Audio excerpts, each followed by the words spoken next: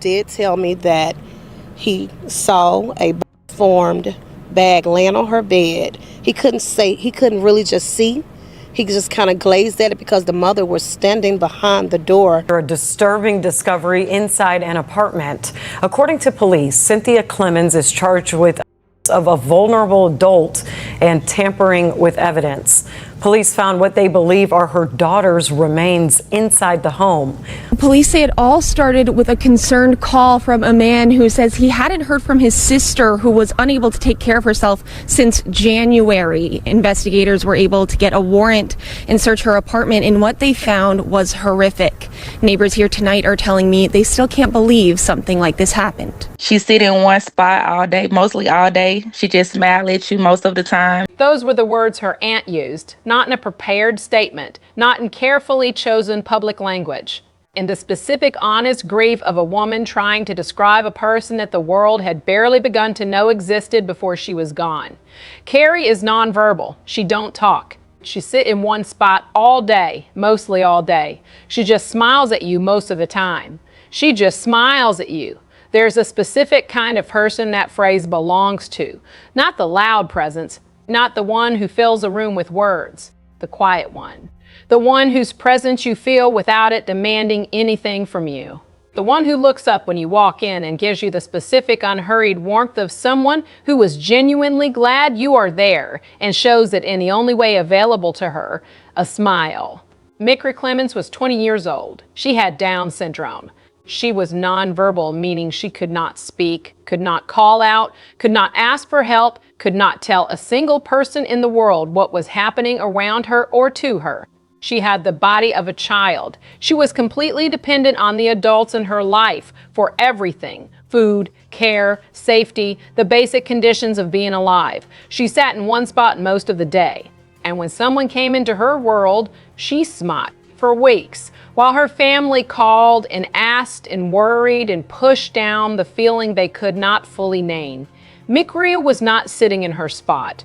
She was not waiting for someone to walk through the door. She was in a closet in her mother's bedroom. An apartment at South Park Gardens on South Park Circle in Southaven, Mississippi, where she had lived since 2021, in a bag, while her brother traveled for work and asked every time he came home where she was, while her father called and got an answer designed to stop him from asking again. While the months passed and the world moved around that apartment the way it always had.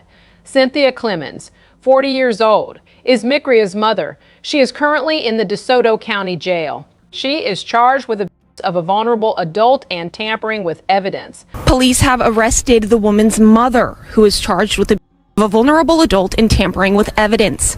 Investigators say additional charges are possible depending on autopsy results. A judge set her bail at $300,000. Autopsy results are pending. More charges may follow. First time 40-year-old Cynthia Clemons appeared before a judge. Now, investigators say human remains were discovered inside of her Southaven apartment earlier this month.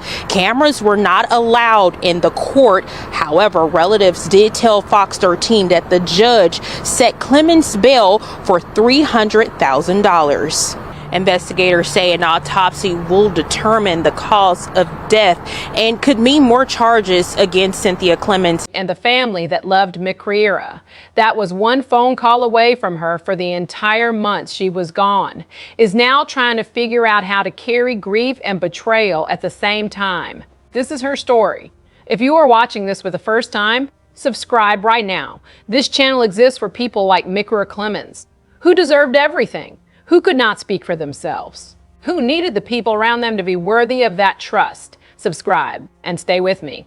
The most current picture of this investigation, because the details that have emerged in the past week have changed the shape of this case significantly. Cynthia Clemons appeared before a judge for the first time on Tuesday, March 25th. Cameras were not permitted inside the courtroom. A relative who was present told reporters afterward that the judge set bail at $300,000. Cynthia Clemons has not posted that bond. She remains in the DeSoto County Jail, where she has been held since her booking on March 18th, the morning after investigators executed a search warrant at the South Park Gardens apartment and found. Faces 2 charges of a vulnerable adult, a charge that speaks to what allegedly happened to Mykryra during her life in that apartment. and tampering with evidence, a charge that speaks to the deliberate decisions made in the aftermath of her passing. But investigators in the Southaven Police Department have been clear about something important. These are not necessarily the final charges. Mykryra's remains have been sent to the Mississippi State Medical Examiner's office for autopsy. The official cause and manner of her passing has not yet been publicly determined, and Southaven police have stated explicitly the charges against Cynthia Clemons could change once those autopsy results are returned. A homicide charge is a possibility that investigators have not ruled out. The family is waiting for those results. Here is a detail that most coverage of this case has not adequately addressed. Investigators are looking into Department of Child Services records connected to this family. That investigation, running parallel to the criminal case, is asking a question that the family and the community are also asking. Were there prior reports, prior concerns, prior interventions that should have created a safety net for Mykryra Clemons, a nonverbal young woman with Down syndrome who was entirely dependent on her mother and did not?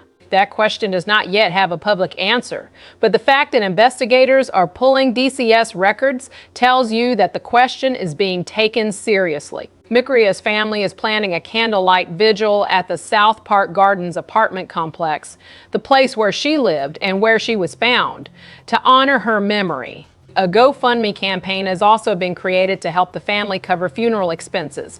The link is available through the family's public posts. These are the specific practical realities the families are left navigating after the cameras stop rolling. The vigil, the fundraiser, the impossible work of arranging a memorial for someone who should not need one yet. Drop a comment right now, one word. Tell me how you are feeling. I read every single one. Her name was Mykryra Clemons. She went by Kari. She was 20 years old. She had Down syndrome, which is a chromosomal condition caused by the presence of an extra copy of chromosome 21. It affects cognitive development, physical development, and, in Mykryra's case, her ability to speak. She was nonverbal. That single word carries more weight in this story than almost any other. Car numbers of the time. Nonverbal means she had no spoken language. She could not tell anyone what she was experiencing. She could not call for help. She could not describe pain or fear or confusion to the people around her. In a world that depends heavily on verbal communication to navigate danger, Mykryra had none of the tools that most people take completely for granted. She had the body of a child. That is what the people who knew her said directly. A 20-year-old woman, physically small, physically vulnerable, in a body that made her dependence visible to anyone who spent time with her. She sat in one spot most of the day. Her world was the apartment on South Park Circle where she had lived with her mother and her brother since 2021. She did not go out much. She did not cause trouble. Not once, not ever, by any account from any person who knew her or lived near her. She was quiet. She was gentle. She was present in the specific, unhurried way of someone who exists fully in whatever moment they are in. And when you walked through the door, she smiled at you. That smile is what her Aunt Rosie Atkins reached for when reporters asked her to describe Mykryra. Not her diagnosis, not her limitations, not the clinical language of a person defined by what she could not do. The smile. The specific thing Mykryra gave to the people around her without being asked and without keeping score. Her cousin Deidre Simmons said it plainly when she spoke to reporters after the court appearance. As a little girl, she wasn't a problem. Not a problem, not a burden, not the complicated, demanding presence that people sometimes wrongly assume when they hear the words Down syndrome or nonverbal or special needs. She was Kari. She smiled at you. She smiled at you. She sat in her spot. Mykryra, she's gonna she's either gonna smile at you or she's gonna look at you crazy. But she never did no talking. You know, she wasn't no problem. You know, she was always a happy girl. She was a presence in a family's life for 20 years, and she deserved 20 more.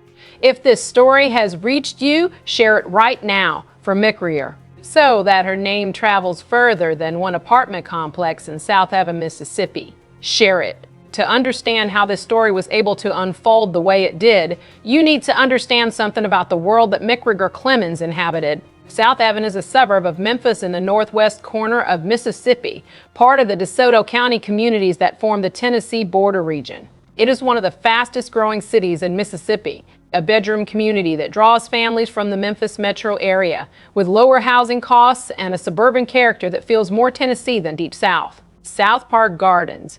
The apartment complex on South Park Circle where Mykryra lived is the kind of community where people keep to themselves, where neighbors live in adjacent apartments for years without knowing each other's names, where a family that does not bring their business outside tends to be left alone by the people around them. That anonymity is not unique to South Park Gardens. It is a feature of apartment life in American suburbs across the country. And it is part of the specific landscape in which Mykryra Clemons became invisible.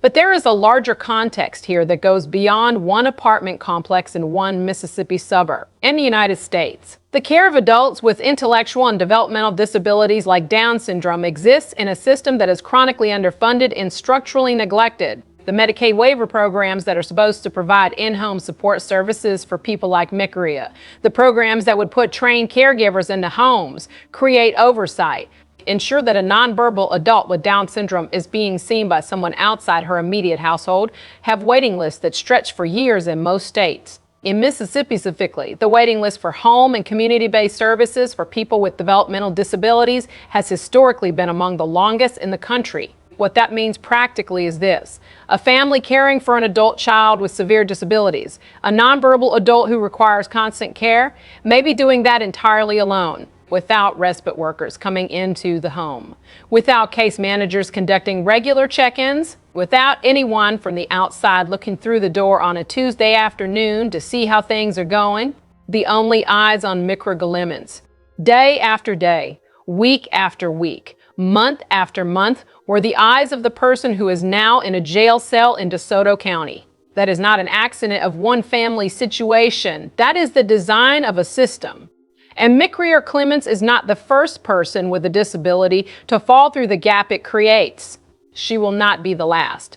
January 2026, that is when the family last saw Mykryra. Her brother, a man in his 20s who traveled for work regularly, who came home when he could, started noticing that something was different. His sister was not there. Not just absent from a specific room at a specific moment, gone. Not visible anywhere in the apartment that had been their shared home since 2021. He asked his mother. The answer he got was specific enough to sound reasonable. Mykryra was staying with a woman who also had a daughter with Down syndrome, a woman who understood the condition better, a woman who could give Mykryra more than the current arrangement could. Read that story carefully. It was designed to accomplish one specific thing: to make the person asking feel that asking further would be unkind. That pushing for more information would be questioning a mother's judgment about what was best for her own daughter. That the right response to this news was to feel relieved. My sister is with someone who understands her, and let it go. It was also designed to be just vague enough that it could not easily be checked. There was no name offered, no address, no phone number, just enough detail to close the conversation. Mykryra's father was told a version of the same story. Every time he called and asked about his daughter, Cynthia had an answer ready. She is fine. She is with this woman. She is with this woman. She is okay. Aunt Rosie Atkins described how the family received this information and what they did with it. They believed her. Why wouldn't they? The person feeding them this story was her mother. The person who had raised Mykryra for 20 years, the person who knew her condition and her needs and her daily reality better than anyone. What reason would a mother have to lie about home from work trips? Asked. Got the same answer. Bedroom door. That detail, small, specific, easy to overlook in the larger horror of this story, is the one that the cousin Cynthia Clemons described to reporters in the most precise terms of anyone who spoke publicly about this case. The door was usually open. Cynthia Clemons was not a person who kept her bedroom door closed. That was not the pattern. That was not the way the apartment functioned in the years before January 2026. The door was open. It was part of the ordinary texture of life in that household, and then it was not. After the family started asking questions about Mykryra, after the brother started coming home from work trips and finding his sister absent and getting answers that did not quite settle, the door started staying closed more and more often, deliberately, like a problem that needed to be managed. Cynthia Clemons described what the brother encountered when he went back to that apartment. He did tell me that he saw a body-formed bag lying on her bed. He couldn't really just see. He was just kind of glazed at it because the mother was standing behind the door holding the door, trying to quickly end a conversation with him. Standing behind the door, holding it, managing the angle of what he could see, managing the duration of the conversation, moving to close it before whatever had settled into her bedroom could be seen by the person she had raised alongside Mykryra. He caught it open one day. He walked past. He saw something that his body understood before his mind had caught up. Something in a bag, something that should not be there, something that his gut told him in the specific urgent language that the body uses when the mind is not ready to process what the eyes are seeing, was not right. He closed the door. He called police. And whatever version of normal his life had maintained since January, that was the moment it ended. Tuesday night, March 17, 2026. That she was unable to care for herself, that he had seen something in the apartment that alarmed him. Officers responded to the welfare check. They went to the apartment. They spoke with Cynthia Clemons, and they received conflicting information about Mykryra's whereabouts. Not one clear story, conflicting information, which means that what Cynthia Clemons told investigators that Tuesday night did not hold together cleanly, did not answer the questions being asked in a way that resolved the concern the brother had raised. Officers were in that apartment. The door to the bedroom was there. The closet was there, and they left. The specific mechanics of what they searched, what angle they had, what Cynthia Clemons said or did to redirect them is not fully part of the public record. What is part of the public record is that they were there and they left. And Mykryra was still in that closet when they did. To search every closet, and that is when they found her. Inside the closet in Cynthia's bedroom, in a bag, 20 years old, nonverbal. The person who just smiled at you when you walked through the door. Reduced to something that had to be found with a search warrant in the room where she was supposed to be safe. Cynthia Clemons was taken into custody that morning. She has been in the DeSoto County Jail ever since. 2 charges. Abuse of a vulnerable adult, tampering with evidence. These are the charges that Cynthia Clemons currently faces. And reading them carefully tells you more about what investigators believe happened in that apartment than the charges themselves explicitly state. Of a vulnerable adult in Mississippi covers a range of conduct directed at adults who are unable to protect themselves due to disability or incapacity. It can encompass physical harm, neglect, exploitation, and the conditions that lead to serious injury or death. It is a charge specifically designed for situations like Mykryra's, where the victim, by the nature of who she was, had no ability to report what was being done to her. What it does not yet specify is what form that took, whether it was active harm, whether it was neglect, the withholding of food, water, medical care, whether it was something that happened suddenly or something that unfolded over weeks or months. The autopsy will determine that, and the charges will respond to what the autopsy finds. The second charge, tampering with evidence, is the one that tells you something about the aftermath. Tampering with evidence does not happen passively. It is not the result of confusion or grief or shock. It is a deliberate decision made by someone who understood that the truth of what happened needed to be hidden. Who made specific choices, placing Mykryra where she was placed, maintaining the story she maintained in the deliberate service of that concealment. A month passed. A whole month during which Cynthia Clemons woke up every morning in that apartment, managed every conversation about where Mykryra was, stood behind a bedroom door to limit what her son could see, and told a story about a woman with a daughter who also had Down syndrome. That is not the behavior of someone in shock. That is the behavior of someone who made a plan. The autopsy results will determine whether the charges are upgraded. The legal ceiling in this case, second-degree murder, or potentially higher depending on Mississippi law and the medical examiner's findings, has not yet been reached. Pause right here. Hit the like button for Mykryra Clemons so that her story reaches every person who needs to hear it. Cousin Deidre Simmons says something in her interview with reporters that deserves to be examined carefully. What I truly believe is when the system failed her, that's when she probably kind of went into depression mode. She was not talking about Mykryra. She was talking about Cynthia. That framing, the system failed her, is not an excuse. Deidre Simmons was not offering it as a defense. She was trying to make sense of something that does not have a clean, sensible explanation. How does a mother get to this place? How does someone who raised a child for 20 years, a child who required more patience, more presence, more daily commitment than most caregivers ever experience, arrive at an outcome that has resulted in criminal charges and a family shattered by grief and betrayal? Clemons offered one theory: depression, breakdown, the weight of years of caregiving without adequate support collapsing into something that nobody around her saw coming. Here is the systemic reality that sits behind that theory. Caring for a nonverbal adult with Down syndrome, full-time, without respite, without case management, without regular outside support, is one of the most demanding things a human being can do. Studies of primary caregivers for adults with intellectual disabilities consistently find elevated rates of depression, anxiety, burnout, and isolation. In Mississippi, where the waiting lists for support services are long, where resources for adult disability care are stretched thin, where a family in a suburban apartment complex can go years without anyone from the outside looking through the door, the conditions for caregiver breakdown are built into the system. None of this explains what allegedly happened to Mykryra. None of it justifies it. None of it gives back a single one of the 20 years of her life.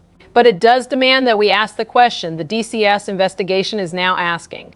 Were there prior reports? Were there prior opportunities for intervention? Was there a moment or multiple moments where someone with authority could have placed a safety net around Mykryra Clemons and chose not to, or was prevented from doing so by a system operating beyond its capacity? That question matters, not because it changes what happened to Mykryra, but because the answer to it is the difference between a story about one family and a story about a system that keeps producing the same outcome. The aunt put it on Facebook in the language of raw grief.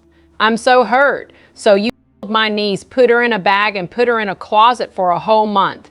When I'm one call away, I hate you."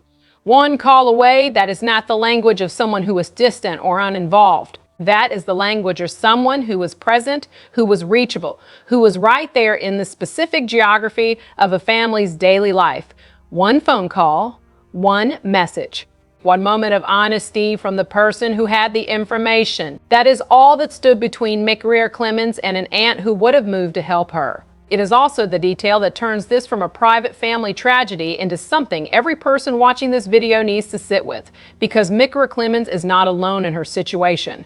There are adults with intellectual and developmental disabilities across this country who are in the care of one person, sometimes a loving person doing their best. Sometimes a struggling person who has passed a threshold they did not see coming, and occasionally a person who should never have had that responsibility alone. And in every one of those situations, the question of whether someone outside that household is checking in is the difference between safety and catastrophe. The National Council on Disability has documented the specific vulnerability of adults with intellectual disabilities to abuse and neglect in caregiving relationships. Studies consistently find that adults with disabilities are 2 to 10 times more likely to experience abuse than adults without disabilities. And the most common perpetrators of that abuse are not strangers, they are the people closest to them. Family members, paid caregivers, the people with access, the people who are supposed to be one call away. Mykryra's aunt was one call away. She never got that call. And now she is planning a candlelight vigil at the apartment complex where her niece spent the last months of her life, and where she is only now being allowed to grieve without a cover story being fed to her. If you have a vulnerable person in your life, a sibling, a cousin, a neighbor, anyone who depends on someone else to be safe, check on them. Not tomorrow, not when it is convenient. Now, because the aunt said it herself. She was one call away. Make that call. Share this video right now, because Mykryra Clemons deserves for this conversation to be louder than one apartment complex in Southaven, Mississippi. Share it. Her name was Mykryra Clemons. She went by Corey. She was 20 years old. She had Down syndrome. She was nonverbal. She sat in one spot most of the day. She never caused a single person a day of trouble in her entire life. She was gentle. She was quiet. She was easy. She was a peaceful presence in a family that she had been part of for 20 years.